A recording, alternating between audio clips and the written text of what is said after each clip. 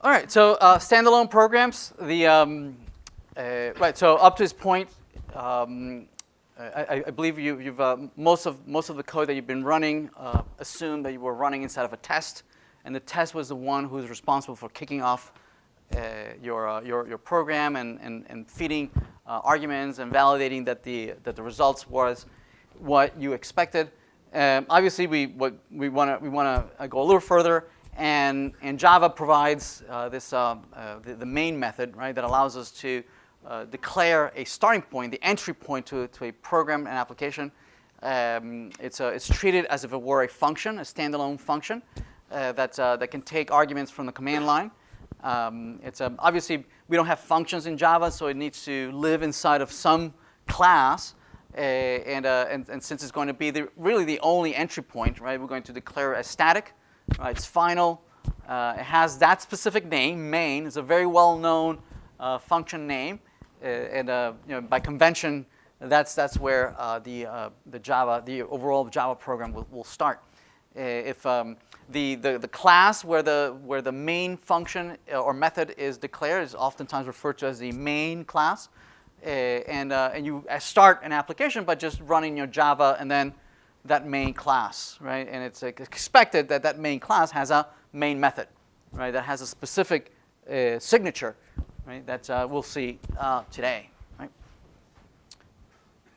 So it's a function, so it has a very well-known name, has a very well-known signature, and it returns nothing in that, meaning that this is not a method that is meant to be called by anyone, right? It's not like methods that I would typically write that are part of some object or some class that are meant to have to represent messages between objects, right? The main method is not meant for that. The main method is just to kick off the overall algorithm of the application. It's not meant to be invoked by anyone, so it returns void, right?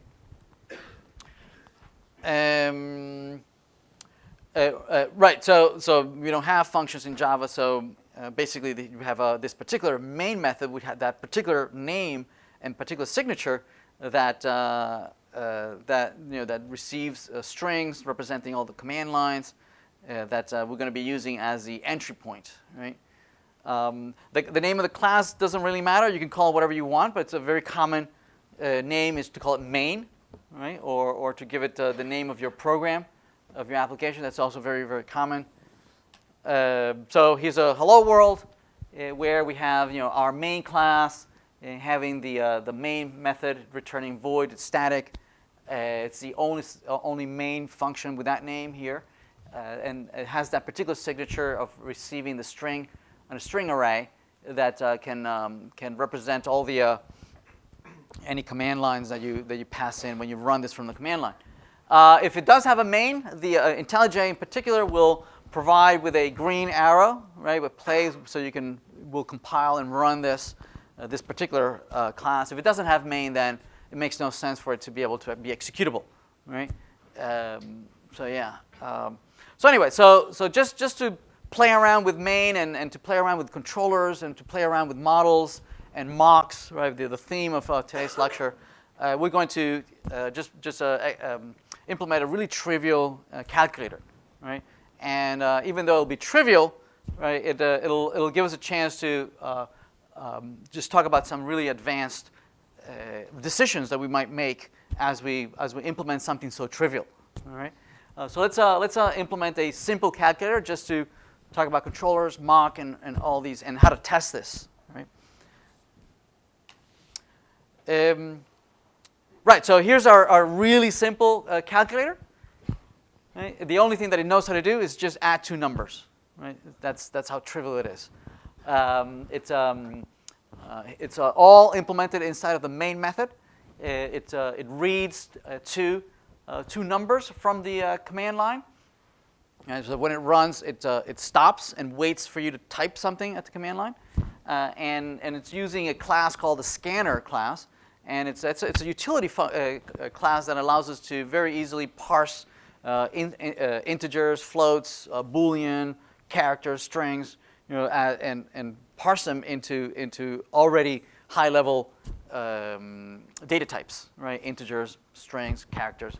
as opposed to us having to read character by character, right?